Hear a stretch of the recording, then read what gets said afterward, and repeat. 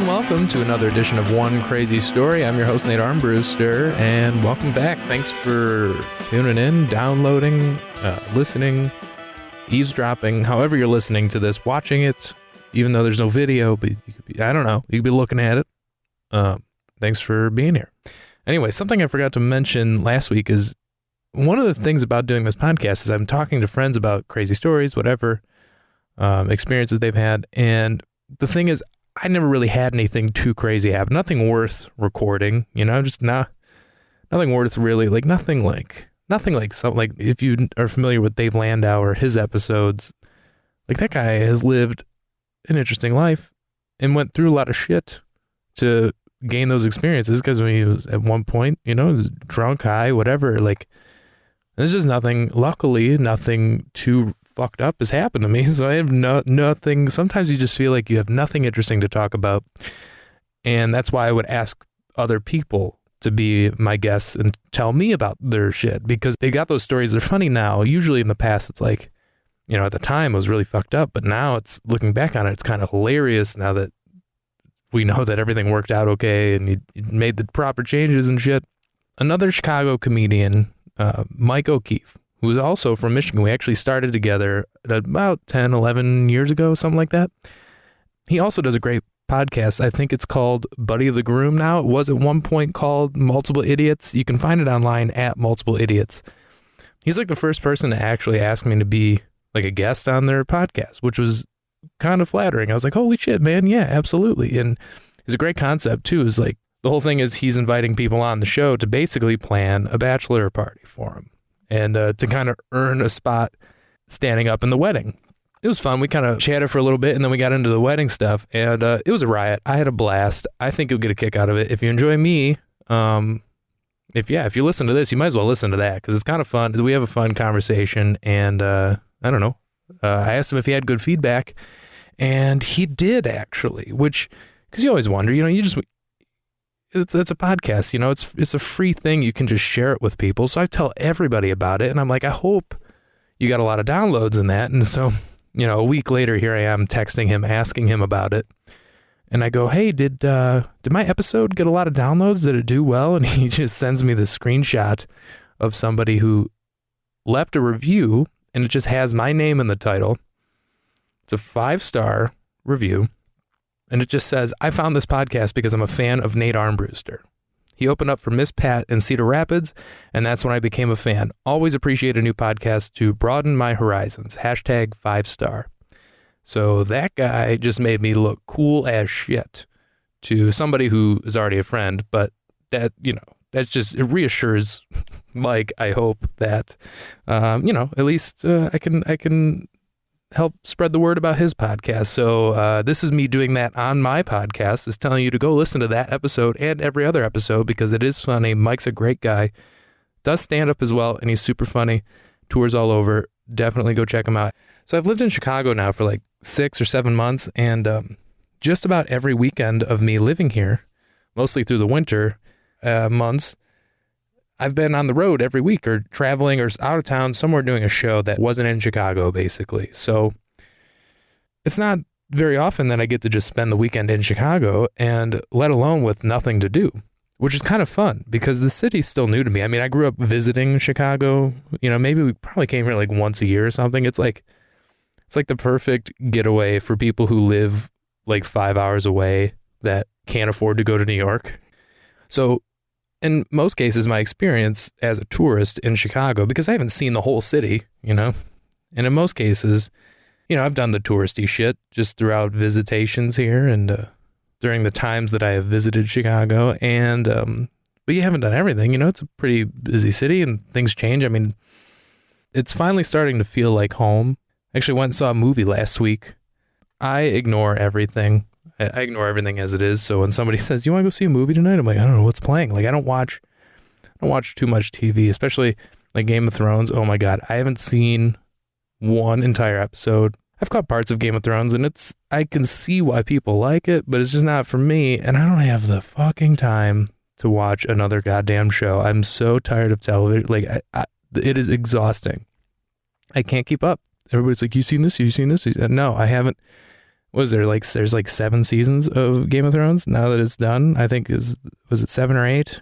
Which is, this is so much. It's just enough for me to go, I don't even have the time. I don't even want to make the time. Like, I'm at a point in my life where I don't want to get a bunch of shit done. I just want less to do. You know what I mean? Like, I don't want to be busy. Like, I just don't want to have to do things. And once you start a show, you feel obligated to finish it. At least I do. Because if I have to know how a story ends. And the way I like consuming shit is kind of like coming across it and then going, oh my God. And then I get sucked in. Those are the best.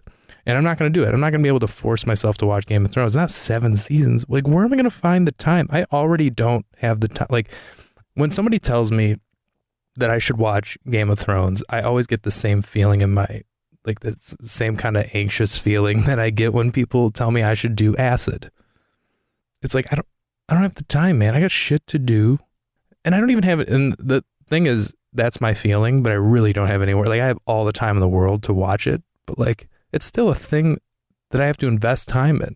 I'd rather hang out and like go eat, go drink. I don't know. I'm like, I guess it just falls in line with another like weird trait. Just like another type of like, oh yeah, you're just a weirdo. You don't even want to watch Game of Thrones, one of the best TV shows ever. But there's also so much good television I haven't watched, like Sopranos. That's another one that everybody's like, you should watch it. And just don't have, like, when? So the last time I ever even binged a show was Breaking Bad, which this is probably the darkest moment in my adult life. And I'm hardly an adult. I guess on paper, I'm an adult. If somebody looks at me on the street, they're seeing a grown man. But really, I have the most childlike life. But the last time I binged anything like this was Breaking Bad. And this was what? It was right after the last season of Breaking Bad aired. So it was like that December. I was watching, I think the last show I watched before that was like Sons of Anarchy, which I already kind of lost interest in the last season anyway, because I thought it kind of ended lame. You know, just like, it's another show that I've put all this time, and they start to question your choices with how much television am I watching. Anyway, saw my cousin that Christmas, and I had been going through a lot of shit at the time. I was still in college, so I was on like that Christmas, New Year's break, you know, so I had like 2 or 3 weeks of just nothing to do.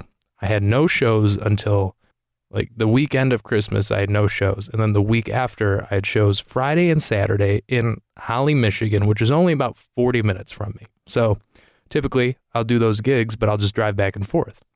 So I saw my cousin on Christmas, and I was like, man, I just finished, I got really nothing to watch. And this is before Netflix was Netflix. You know, this is already what, 5-6 years ago? Yeah, a lot's changed. There's so much more shit out there. It's crazy. So this was like, Breaking Bad had just ended, and it was so popular. Everybody was talking about it. It was like Game of Thrones. I think Game of Thrones even probably, as far as ratings go, probably did better, but it was the same vibe. Everybody's watching it. Everybody's talking about it. If you haven't seen it, you're a loser, that kind of thing. And my cousin goes, you should really give it a shot. And I was like, maybe. I don't know. It's like Christmas. I don't want to just watch TV. So I found myself that night, nothing to do, couldn't drive. At the time, I was on probation from a DUI that I couldn't go anywhere. All my friends had family shit. I had nothing to do. And I'm sitting at home on my ass. I'm like, well, I'm going to sit on my ass. This is the best time to watch a show, you know? Like, so I start the show that night, the night of Christmas, and that was like a Saturday night or a Sunday night. So I watch the first episode, and I was like, okay, all right, let's see where this goes. I wasn't hooked immediately, but then, and I can't remember the exact moment when I was like, oh, this is going to be a long week for me. I got like a couple episodes in, and the next thing you know, I'm like, oh shit, like I gotta keep going. And cut to 6 a.m. I'm 1 season in a day. And I was like, I gotta lay down. I went to sleep. I could barely sleep, but I slept for a little bit, woke up the next morning or a couple hours later. I was like, you know what? start that second season because I had all these questions, right? I'm like, what's going to happen? What's going on next? What's going to, where's this going to go? Because I knew nothing about the show. I just knew the guy was sick and he started selling drugs. That's all I knew. I didn't know the extent of his story, right? So I wake up the next morning and I'm like, I should watch that second season, or at least start the second season, right? That's what I'm telling myself, is I'm going to start the second season. Well, 12 hours later, I am finishing the second season going, what the fuck? Oh my God. Like, I was so into the story. I was officially in for sure. By the end of the second season, I was like, oh yeah, no, I'm just going to finish this show over the course of the next 5 days. And I fucking did it. Every day. I watched one season a day, 12 hours a day, something like that. It was like something like 12 episodes or something, and give or take an episode here and there. But like, I watched the entire series of Breaking Bad in 5 work days. Yeah. And this was like right at the end of college. Friends of mine, and I was a little behind some of my friends. So like academically, obviously, I have a podcast. Nobody who has a podcast is really thriving, are they? But so I was already behind the game academically. So my friends had just started their they some of them got like great jobs out of college, and they're doing like the real life thing, and it's post-holiday. And a friend of mine who was a nurse, she had just started nursing. She was, she was a new nurse and she was all about it. We were just talking over the holiday and I was like, hey, how's the new job going? She's great. Getting used to this 12-hour workday kind of thing. And, and she's like, she's treating people who are overdosed. Like, she's doing amazing things. She's really doing good work and she's helping people. And it's the holidays and I'm just like, we're texting and she goes, what have you been up to? And I was like, well, I'm on season 4 of Breaking Bad and I started it 2 days ago. And she was like, really? Like, have you even gotten off the couch? And I didn't. It was messed up. It was definitely the unhealthiest week of my life. But hey, I was depressed. I don't know. So she started giving me shit about it. And I was like, well, I definitely have to finish it, because when am I going to finish it? Over the course of the next month, which would be the healthy choice. But also, there's no better time to do this. I have nothing to do. I have nowhere to go. I can't go anywhere. And so I just finished it, and I watched, and the timing of it was like so perfect because, like I said, it was like a 40-minute drive to my show Friday. And the last episode, mind you, I watched almost the entire thing standing up with my hands on my head, just blown away, like, holy shit, I'm at the end, and how's this going to end kind of thing. And I watched it up until the very last minute. It timed out perfectly to the very last minute of me having no choice but to leave for my show because of timing. And the saddest part is I'd have somebody drive me because I had a suspended license at the time. And the emotional roller coaster of that show, or of any show, really, if you get hooked into a story, somebody who watched it just on TV week to week had a very healthy digestion of what was happening. And like, they had a week to process shit. They had a week to forget about something and then remember it the next time it aired, like then when the new episode aired. And like, that's the way the shit should be consumed, really. But no, man, I watched 5, or was it 6? I watched like 6 seasons of television of Breaking Bad, not just television, Breaking Bad in a week. Oh, and I'm supposed to go make people laugh now? I watched this entire story in 5 days. That was so crazy. So I was like frozen because I'd been glued to the TV. My brain was all fucking warped, and like and not to mention just the shit I've witnessed and like these characters. And I was like, man. Anyway, I have a feeling that set that night. If you were at that show that night, I'm really sorry. I'm sure it was a very sad and depressing show because there's no way I was funny that night. I'm like, I just came off of a 6-day television binge, like one show, and not just any show, Breaking Bad. So ever since then, I've tried to just be mindful of how much shit that I watch, especially in one sitting like that. I try to spread it out. Even with Netflix, that's tough still because it's so easy. It just skips to the next episode without you even deciding to watch the next one. And then you can skip the intro, which, by the way, probably the thing I enjoy most about Netflix is that they've figured out that I don't need to listen to Cheers theme song 200 times. You know what I mean? Like, if I'm in the mood, I'll let it play. But like, if I'm ready to move on, let's get to it, man. Like, I'm trying to binge this shit. Like, it's going to be crazy to me that one day I can explain to my children, like, nah, man, back in the day, we had to, like, a VHS tape to a child right now is just so mind-blowing because they don't even know discs. That's crazy. Everything's just there all the time.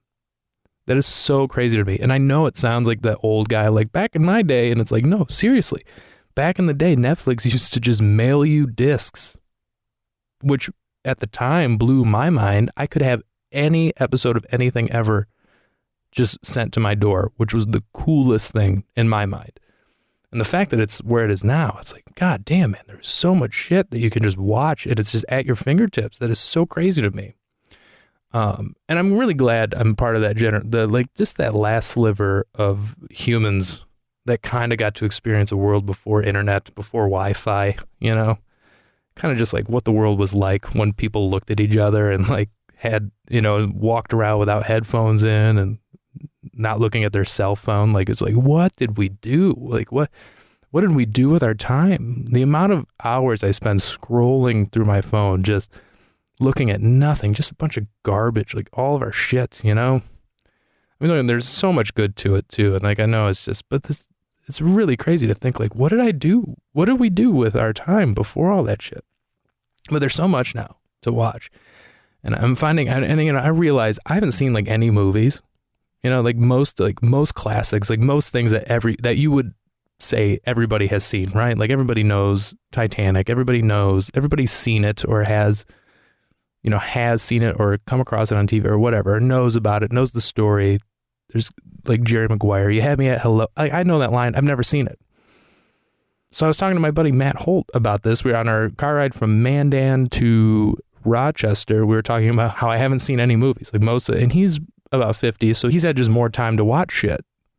And one of those movies that I haven't seen is The Sixth Sense, which is, I didn't even know what it was about, really. All I knew was I see dead people, right? Didn't know what it was, why it was a thing. Like, I'm 15 minutes into the movie before I go, oh, it's his sixth sense, because there's 5. That's how dumb I am. So I'm watching this, and I'm like, oh, he just literally just sees dead people. But he sees dead people. For those who haven't seen it, the kid sees dead people, but he sees them as normal. These people look like they did when they died. You know what I mean? So they have like a gash missing out of their head. So like you can actually see like the wounds that they have. And I think is like, I get it. It's like a thriller, but like there's never like a ghost movie where like the kid didn't see like one good ghost or like one but like it was all terrifying to the kid. I mean, it was all horrible shit. It was like violent, like victims of violent shit. I just thought it'd be cool. Like the kid saw like a dead guy who was like, just like, yeah, man, I don't know, passed away in my sleep. It's all good though. You know what I mean? Something like, no, I was just old, died peacefully, surrounded by family. You know, the people that loved me, my kids. It was never that. He always saw there was a scene where he sees a woman getting attacked and her wrists start getting like cutting. And I'm just like, did anything good happen ever in the past? I mean, other than, I think Casper, the friendly ghost, I just don't understand why any sort of fantasy film like that, like I know it's a thriller, so it's gotta be scary, but like, wouldn't it be nice if there was just like why don't all ghosts have to be assholes? You know, aren't there good ghosts? You know, there's never a ghost that's like, hey, just want to say, keep it up. I know you can see me, so keep it going, man. Good luck. You're doing good. Or like, you know, if it's supposed to be the afterlife, one of the guys like, don't worry, man. You end up really successful, so keep doing what you're doing. Or like, no one's ever like, hey, you want to go get dinner? On me, I got you, you know? There's never like a ghost that's just like, hey, you look nice today. Just want to say that. I know you can see me. I know I'm scary, but, you know, you look nice. There's never just like a nice ghost in any movie. It's never like, hey, you look great today. Keep it up. Hey, don't worry, that new job, it's going to go great. Or, hey, on Thursday, you're going to forget your keys and lock yourself out and be late for work. Maybe just keep that in mind Thursday morning. You know, it's never like advice. Like, hey, remember your ex-girlfriend? Well, yeah, she has herpes now, so don't worry, you dodged a bullet on that one. She's a psycho. I just have this really funny image of like my upstairs neighbor. I don't know if he's home. but I just have this funny image of him like just listening and hearing this shit, because I probably sound like a crazy person right now. But hey, I mean, I am putting this on the internet like a psychopath would. So yeah, why would anybody do this? This is what I'm doing while all of you are at work. So hopefully it's worth it. I hope you're enjoying it. Thank you so much for listening. If you're still listening, I hope. Something I want to do, I kind of want to start doing like an interactive segment with the listeners. So if you guys are at all interested in reaching out, I would love to do like a segment where I'm reading emails from you guys. So if you want anything read on air, I can keep it anonymous, whatever. I'm just looking for shit to talk about. So if you guys at all want to reach out, email me at onecrazystory@gmail.com. You can send me direct messages on Instagram or Twitter at onecrazystory or at Nate Comedy. I'm pretty easy to get a hold of. And if you want to come see me live, check out my Instagram for any dates that I have coming up. I would love to see you at a show. I've been writing a lot, trying to get funnier. So hopefully it's working. It's fun. I'm enjoying it. So I appreciate you listening, like I said, and if you don't mind sharing it and leaving a review on whatever platform you're listening on, that'd be great. I would love to hear from you. Thank you guys so much for listening, and I'll talk to you next week.